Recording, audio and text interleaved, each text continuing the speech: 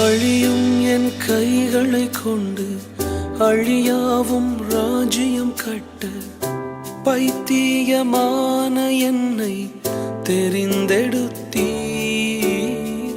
அழியும் என் உதடுகள் கொண்டு அழியாவும் வார்த்தையை சொல்ல எத்தனாய் வாழ்ந்த என்னை பிரித்தெடுத்தீர்.